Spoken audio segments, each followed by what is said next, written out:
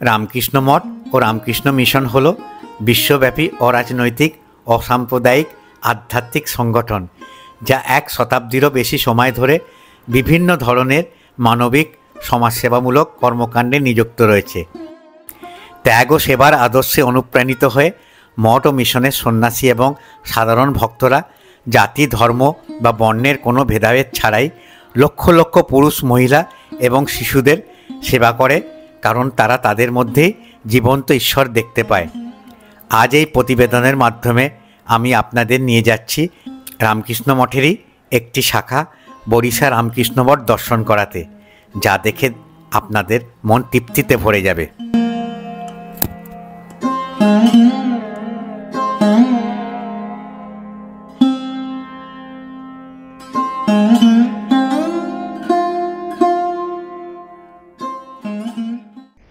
সুপ্রভাত। আজকে জুন মাসের 26 তারিখ বুধবার 2024। জার্নি উইথ ছোটন চ্যানেলের পক্ষ থেকে আপনাদের সবাইকে স্বাগত একটি নতুন ভিডিওতে। আজকে আমি আমার এই ছোট্ট ভিডিওর মাধ্যমে আপনাদের সামনে কলকাতারই মধ্যে স্নিগ্ধ নিরিবিলি পরিবেশ ঘেরা একটি মঠকে তুলে ধরব। আমি এখন হাতিবাগান থেকে শোভাবাজারের দিকে হেঁটে হেঁটে যাচ্ছি ফুটপাথ দিয়ে। আমার জার্নি শুরু হবে শোভাবাজার মেট্রো থেকে। শোভাবাজার মেট্রো থেকে আমি টালিগঞ্জ বা মহানায়ক উত্তম কুমার স্টেশনে নামবো, মেট্রো স্টেশনে। ওখান থেকে অটো ধরে আমি আজকে এই মঠে আপনাদের নিয়ে যাব। আমরা এখন শোভাবাজার সুতানুটি মেট্রো স্টেশনের 1 নম্বর গেট দিয়ে প্রবেশ করে কবি সুভাষগামী মেট্রো ধরব। আমি এখন মেট্রো স্টেশনের ভেতর দাঁড়িয়ে আছি, অপেক্ষা। এই জাস্ট ঢোকার সঙ্গে সঙ্গে একটা ট্রেন বেরিয়ে গেল। আমার নেক্সট ট্রেনের জন্য অপেক্ষা করছি। টালিগঞ্জগামী ট্রেন আসবে, তারপর ওই ট্রেনে উঠব।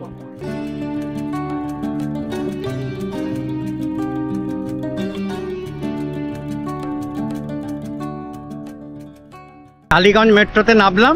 টালিগঞ্জ মেট্রোতে নেবে এবার আমি গেট দিয়ে বেরিয়ে ডান দিকে একটু এগিয়ে রাস্তা ক্রস করতে হবে। রাস্তা ক্রস করে শখের বাজারে যে অটো যায়, সেই শখের বাজার অটোতে আমাকে ধরতে হবে।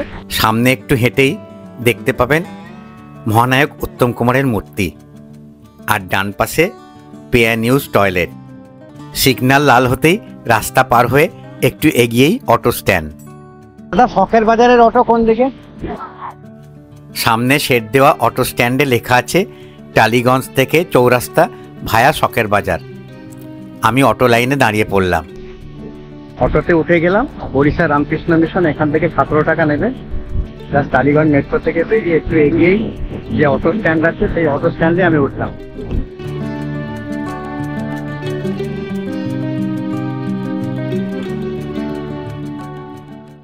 অবশেষে আমি চলে এসেছি বরিশার রামকৃষ্ণ মঠে। আজকে আমি যে মঠের কথা বলছিলাম সেটা হচ্ছে বরিশার রামকৃষ্ণ মঠ। আমি টালিগঞ্জ মেট্রো স্টেশন থেকে অটো ধরলাম, শখের বাজারের অটো। আমার সময় নিল 10 মিনিট, অটো ভাড়া নিল 17 টাকা। আমি এখন একদম মঠের যে প্রবেশদ্বার, সেই প্রবেশদ্বারের সামনে দাঁড়িয়ে আছি। আজকে আমি আপনাদের বরিশার রামকৃষ্ণ মঠ পুরো ঘুরে দেখাবো। দেখবেন আজকের ব্লগটা আপনাদের খুব ভালো লাগবে। ছোট্ট ব্লগ হবে, কম সময়ের ব্লগ হবে, কিন্তু আমি যতটা সম্ভব চেষ্টা করবো আপনাদের এই রামকৃষ্ণ মঠটা চারিধার দিয়ে ঘুরিয়ে দেখানো। চলুন তাহলে প্রবেশ করা যাক।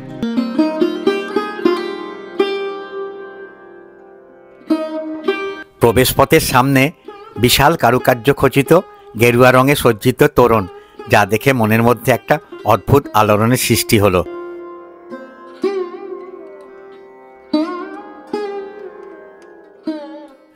তোরণের বাম পাশে সাইনবোর্ডে রামকৃষ্ণ মঠ বরিশা লেখা আছে। প্রবেশপথের তোরণে বিশাল লোহার গেট। গেটের 2 ধারে হোমিওপ্যাথি ও অ্যালোপ্যাথি ডাক্তারদের নাম ও কোন দিন বসে সব লেখা আছে। এই মঠে বিনামূল্যে এই ধরনের চিকিৎসা সুব্যবস্থা আছে। এছাড়া এই মঠের সারা বছরের অনুষ্ঠান সূচি প্রবেশপথের গেটে লাগানো আছে, যা আপনারা দেখে এই মঠে আসার পরিকল্পনা করতে পারেন। মঠে প্রবেশ করেই মুগ্ধ হয়ে গেলাম মঠের সৌন্দর্য দেখে। 2 ধারে সবুজ বাহারি গাছ, মাঝে বাঁধানো রাস্তা, আর ডান দিকে মঠের মন্দির। মনেই হচ্ছে না আমি কলকাতা শহরের মধ্যে আছি। একটু এগিয়েই ডান দিকে মন্দিরে যাওয়ার সুন্দর রাস্তা। তার আগে জুতো ঘর। এই জুতো ঘরে গিয়ে জুতো ছেড়ে তারপর মন্দিরের চত্বরে প্রবেশ করতে হবে। জুতো রাখার ঘরে অনেকগুলো তাক আর 2টো চেয়ার বয়স্ক মানুষেরা বসে জুতো ছাড়ার জন্য, সামনে দুটো বেসিন হাত ধোয়ার জন্য।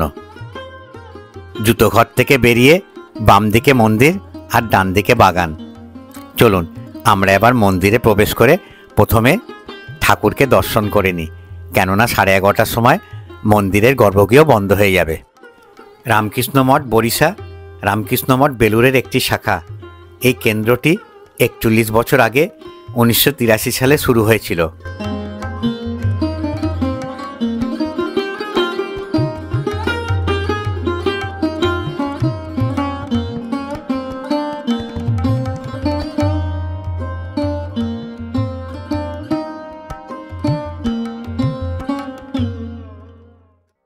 আমরা এবার মন্দিরে প্রবেশ করছি।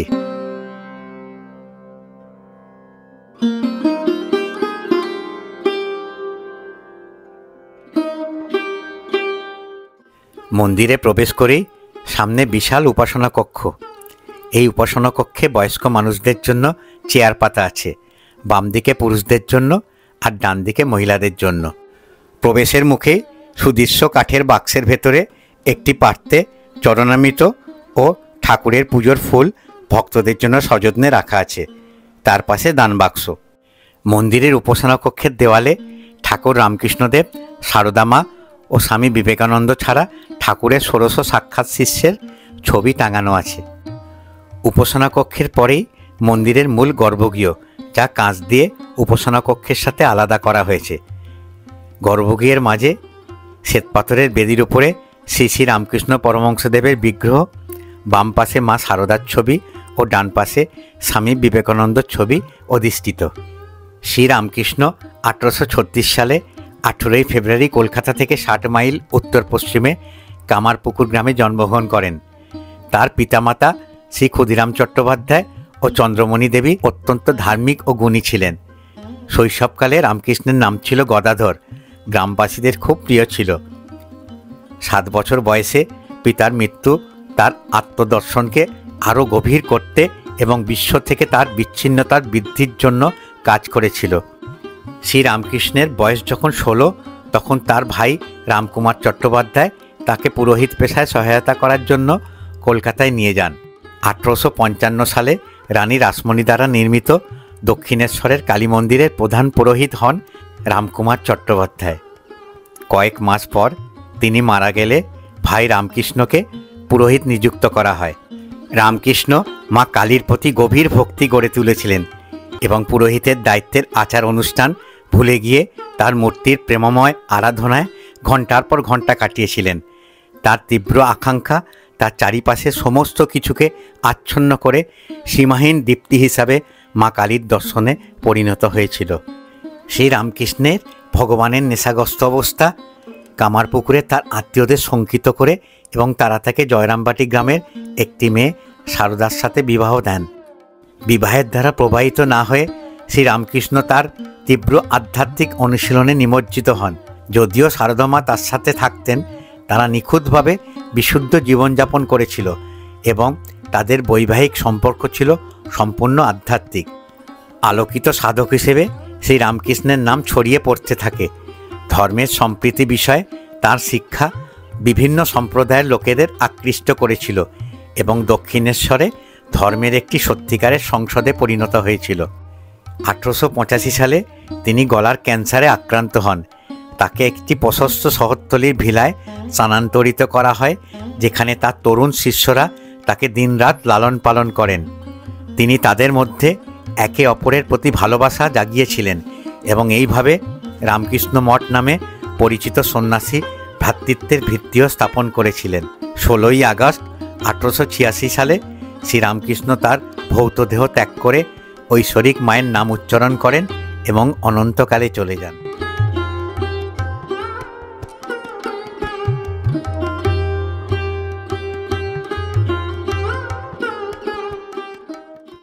চলুন, শান্ত নিরিবিলি স্নিগ্ধ পরিবেশ ঘেরা এই মঠ।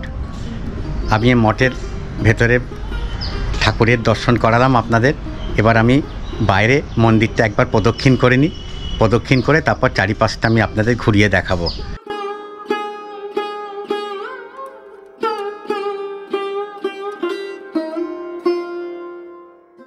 মন্দিরের ডান দিকে শুদ্ধ পানীয় জলের সুব্যবস্থা।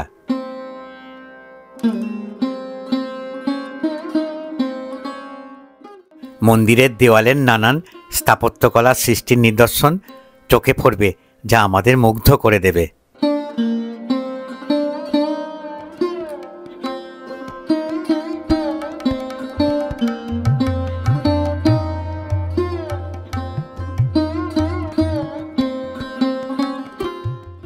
নানান দেবদেবীর মূর্তি সুন্দরভাবে মন্দিরের দেওয়ালে স্থাপত্যকলার মাধ্যমে ফুটিয়ে তুলেছে, যা দেখলে দর্শনার্থীদের মনে এক আধ্যাত্মিক চেতনা জাগিয়ে তুলবে।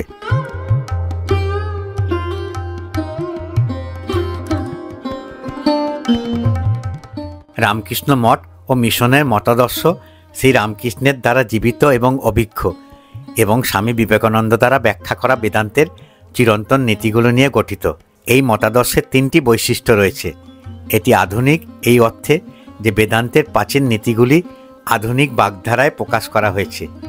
এটা সার্বজনীন, অর্থাৎ এটা সমগ্র মানবতার জন্য। এটি এই অর্থে ব্যবহারিক যে এর নীতিগুলি দৈনন্দিন জীবনে প্রয়োগ করা যেতে পারে জীবনের সমস্যাগুলি সমাধান করার জন্য।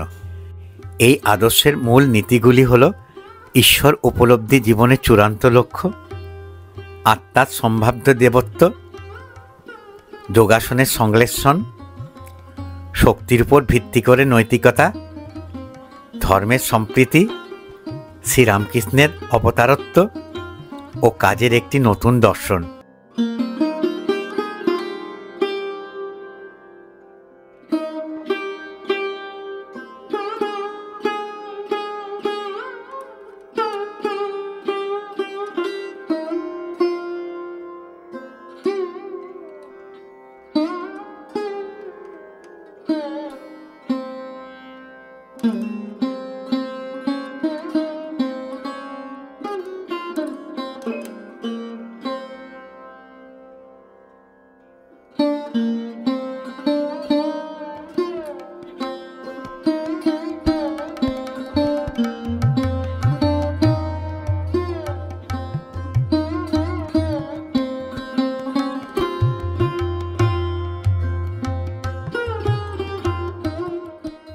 মন্দির প্রদক্ষিণ হয়ে গেল।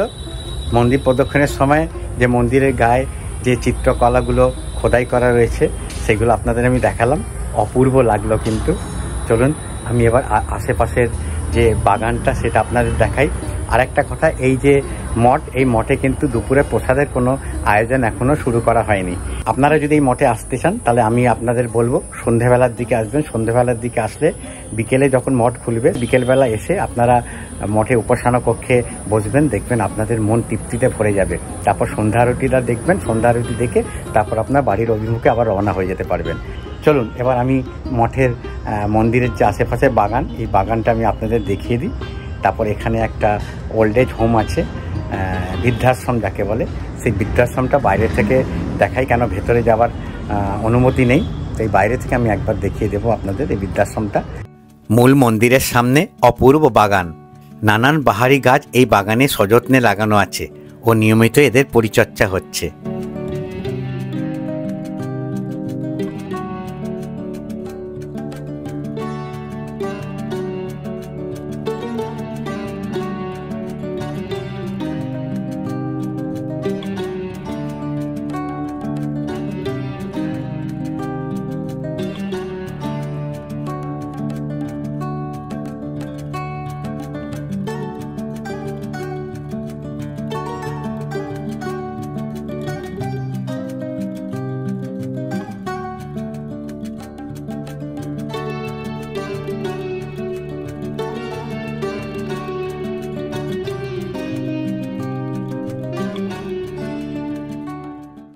এখানে সুন্দর গাড়ি পার্কিংয়ের ব্যবস্থা আছে।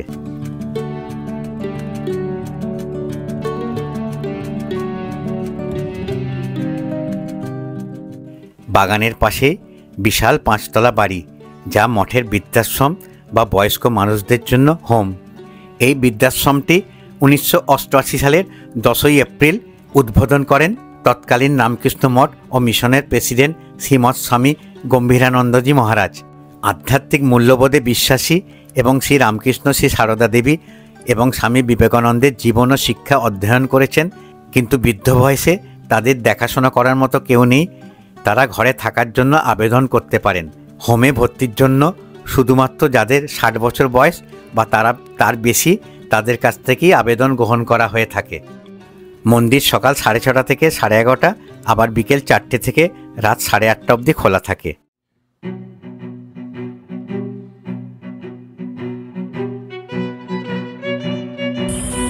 আশা করি আজকের এই ছোট্ট ভিডিওটা আপনাদের ভালো লাগলো। যদি আজকের ভিডিওটা ভালো লেগে থাকে তাহলে অতি অবশ্যই একটা লাইক দেবেন, আর আমার ভিডিওটাকে ম্যাক্সিমাম শেয়ার করার চেষ্টা করবেন। আপনারা যত বেশি শেয়ার করবেন তত গুরুজনেরা বাড়িতে বসে আমার ভিডিওর মাধ্যমে নানান দর্শনীয় স্থান, মঠ, আশ্রম, মন্দির দেখার সুযোগ পাবেন। আপনারা যদি আমার চ্যানেলে নতুন দর্শক হয়ে থাকেন তাহলে আমি আমার পরিচয়টা বলে দিই। আমার নাম অলোক। আপনারা দেখছেন আমার চ্যানেল জার্নি উইথ ছোটন। আমি নানান দর্শনীয় স্থান, মঠ, আশ্রম, মন্দির ঘুরে বেড়াই এবং তার ভিডিও তুলে আমার চ্যানেলের মাধ্যমে দেখাই। আশা করি আপনাদের আমার ভিডিওগুলো ভালো লাগে। আর যদি সত্যিই আমার ভিডিওগুলো ভালো লেগে থাকে আর আগামী দিনে আমার ভিডিও দেখতে ইচ্ছুক হন, তাহলেই আমি আপনাদের অনুরোধ করব আমার চ্যানেলকে সাবস্ক্রাইব করতে। আপনারা সবাই ভালো থাকুন, সুস্থ থাকুন, আমিও যেন ভালো থাকি। আমি ভালো থাকলেই নানান দর্শনীয় স্থান, মঠ, আশ্রম, মন্দির আমার ভিডিওর মাধ্যমে আপনাদের দেখানোর সুযোগ পাবো। তাহলে আমি ভিডিওটা এখানেই শেষ করছি। আবার আপনাদের সঙ্গে দেখা হবে আমার আগামী ভিডিওতে।